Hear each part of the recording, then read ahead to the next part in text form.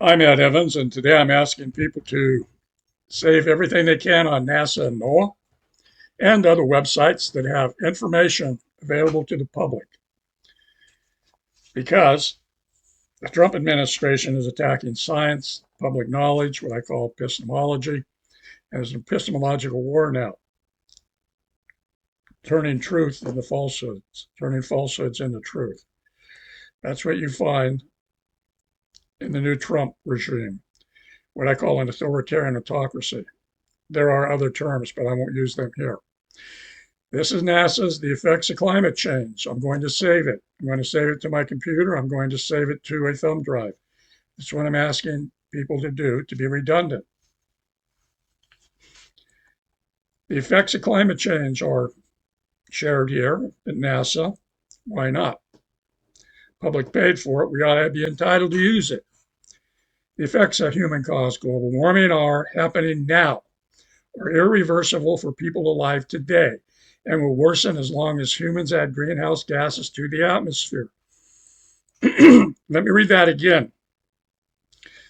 The effects of human-caused global warming are happening now, are irreversible for people alive today, and will worsen as long as humans add greenhouse gases to the atmosphere. In short, we have an existential environmental crisis on our hands. My generation has helped cause it. We've also helped deny it by using the tobacco strategy. The tobacco strategy is to deceive, deny, delay. Use skeptical science on the internet. Go to Google, type in skeptical science, and look for information on the tobacco strategy. You will find lots of it. You can read the book, Exxon, The Road Not Taken.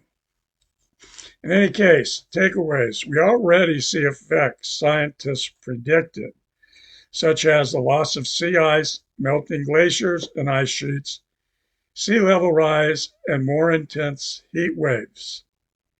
This is an important sentence because that's what science does. It predicts. Science predicts what's coming. Why else do science?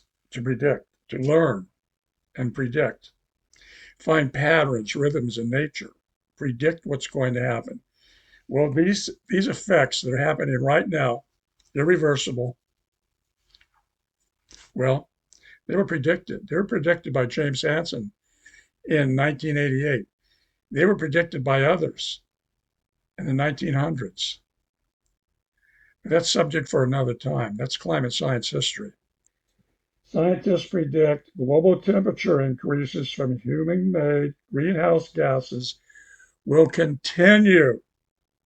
Severe weather damage will also increase and intensify.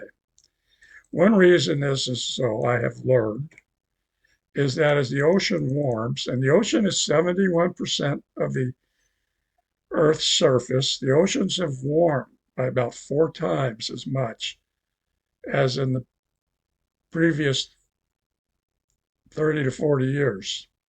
Earth will continue to warm and the effects will be profound. Notice the fires, as in California. California had a dry season last into what should have been the wet season. Other places are losing their snow and ice sooner. Desertification, hurricanes with more power because as the ocean warms, it releases water vapor. The most powerful greenhouse gas is water vapor. And it only stays for about 2 weeks. But what it does to the atmosphere is release power, energy.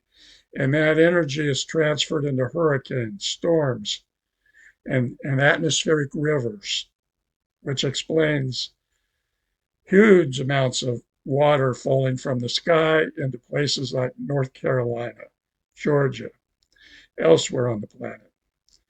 Changes to Earth's climate, driven by increased human emissions of heat-trapping greenhouse gases, are already having widespread effects on the environment, and glaciers and ice sheets are shrinking. River and ice is breaking up earlier. Plant and animal geographic ranges are shifting, and plants and trees are blooming earlier. Well, I'm not going to read all of this because I'm just asking you to save this information. The magnitude and rate of change and associated risk depends strongly on near-term mitigation and adaptation actions and projected adverse impacts and related losses and damages escalate with every increment of global warming.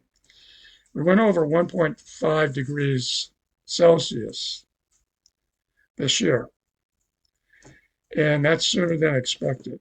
When we hit 2, well, you will wish you didn't have any children if you have them. The scientific evidence is unequivocal. Climate change is a threat to human well-being and the health of the planet. Any further delay in the concerted global action will miss the brief, rapidly closing window to secure a livable future. The window is closing. It may already be closed, I think. There's no way to reverse ocean warming.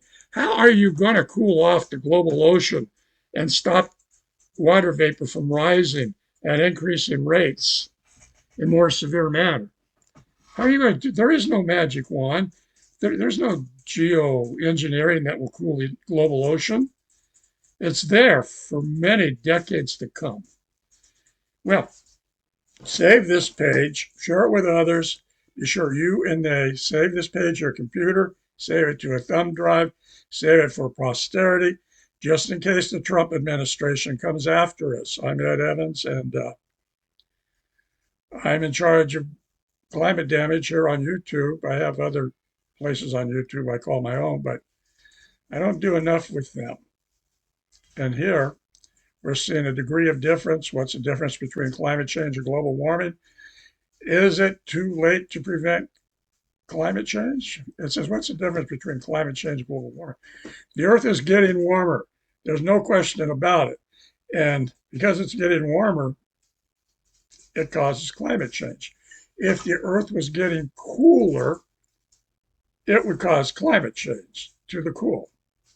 Two major drivers of climate change: greenhouse gases. Okay, we get excess greenhouse gases in the atmosphere, cause the Earth to warm. Always have. Second cause of global warming, incidentally, and global cooling is the Milankovitch cycle. That's where the Earth goes around the sun in an elliptical manner, and it is extended over 11,000, 40,000 year periods and more. Look up Milankovitch cycle on Wikipedia, YouTube, and elsewhere. In fact, get your own climate science book.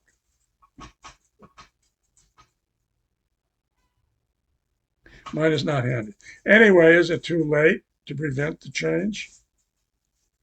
I don't know. I'm a skeptic. I'm saying it's not looking good. Save this page.